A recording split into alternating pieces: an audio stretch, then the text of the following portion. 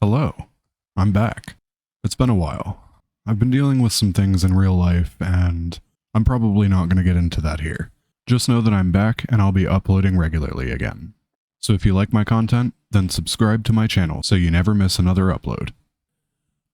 So let's talk about the state of modern video games.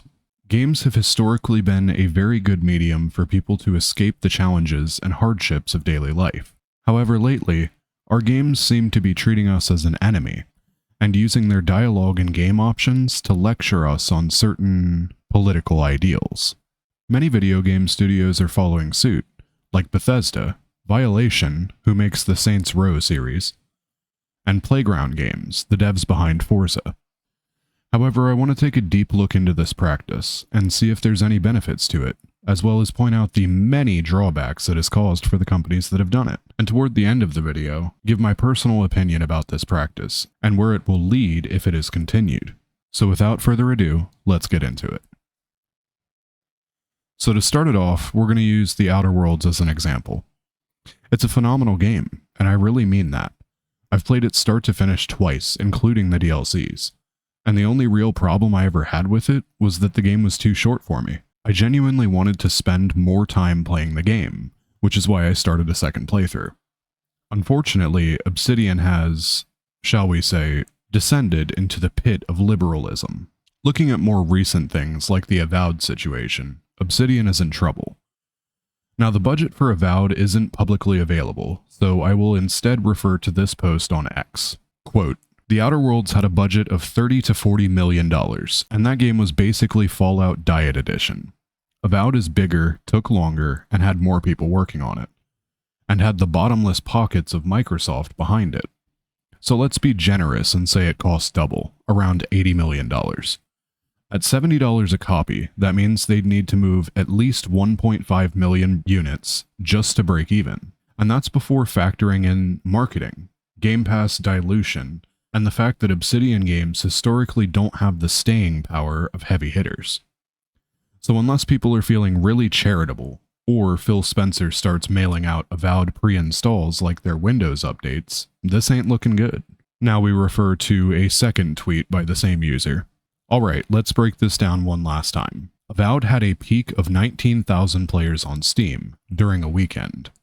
That's embarrassing. By estimates, it's sold around 153.6 thousand copies, bringing in roughly $10.2 million.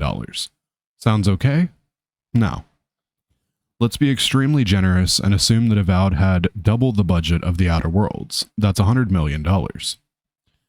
That means it still needs $89.8 million to break even. At $70 a copy, minus cuts, Avowed would have to sell at least 1.28 million more copies, and that's without considering marketing costs. But Game Pass? Listen, Game Pass payouts aren't a magical ATM. They're a mix of lump sums, engagement-based revenue, and quote, subscription impact. It's not making up that difference. The game is dead on arrival commercially. Stop coping. But is this true? Let's find out. For this, we will use a popular tool, Steam Charts.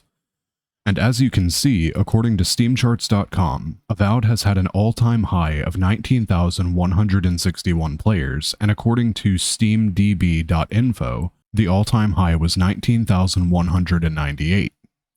So yes, as far as we can tell, this is entirely true. And to give you a good frame of reference, Left 4 Dead 2, which is coming up on its 14th anniversary, has a steady active player count of almost 23,000 people. Keep in mind that this screenshot I'm showing you was taken midday on a Tuesday. Now let's look at how many copies have been sold. And again, this is not a publicly available number, as far as I can tell. So we will again refer to SteamDB.info, which states the highest estimate as 314.19 thousand copies sold, as per player tracker data. Now let's do some simple math. Avowed is currently priced at $69.99 USD. Now we take $70 USD and multiply that by 315K. We get a total gross income of $22,050,000 USD. Now keep in mind that figure is before Steam gets their cut. Now, if the budget was $80 million, that means they lost almost $60 million on this game. Now, of course, those numbers will be off from the actual numbers, as Avowed is available on much more than just Steam. However, just based on the Steam sales alone, I would estimate that they barely broke even, if they did break even at all. So as we can see, it's the basic rules of common sense that are being broken here. The average gamer doesn't give a damn about political correctness or wokeism or any of that shit. In fact, I would venture to say that a lot of people use video games as escapism to get away from things like that in general. Now, what would make more sense to you, the viewer of this video? Making a product for the masses that most people can enjoy, or filling it with literal propaganda that polarizes your audience and creates division in the community of people who play your games? I genuinely cannot understand why they would make games for the group of people who are known to not only cannibalize their own, but are notorious for not supporting their own creators and community. It's absolutely insane. Let's just give a few rapid-fire examples now, starting with Dragon Age: The Veilguard. Dragon Age: The Veilguard was released for PlayStation 5, Windows, and Xbox Series X/S on October 31st, 2024. Reaching 1.5 million players by year-end 2024. Veilguard failed to meet the publisher's expectations, though the game received generally positive views from critics. Concord. Concord was a 2024 multiplayer first-person hero shooter game developed by Firewalk Studios and published by Sony Interactive Entertainment. It was released for PlayStation 5 and Windows on August 23, 2024.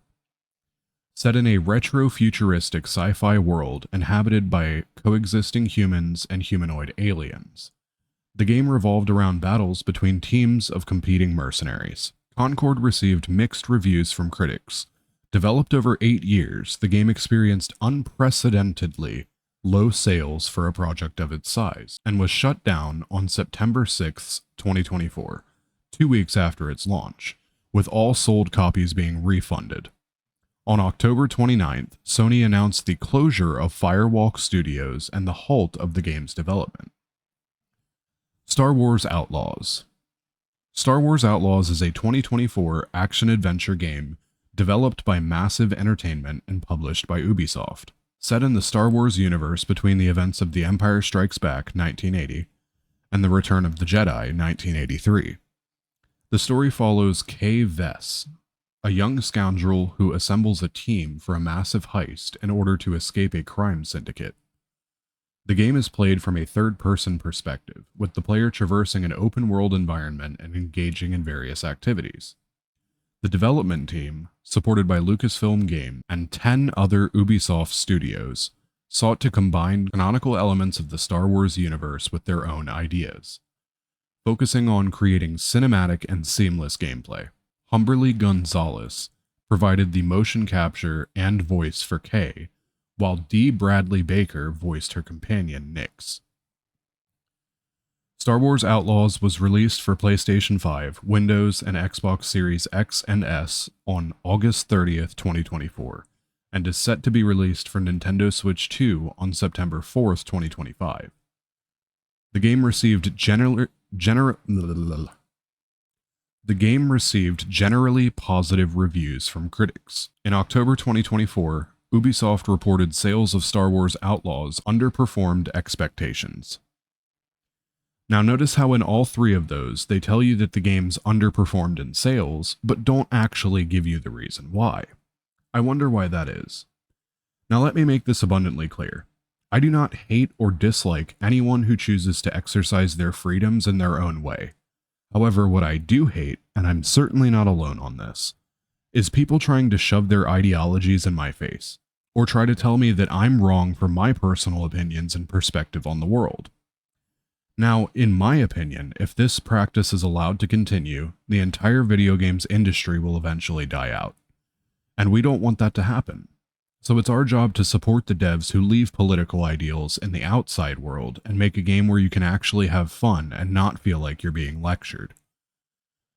The true sickening part is that they're going as far as to propagandize shows made for children 5 and under.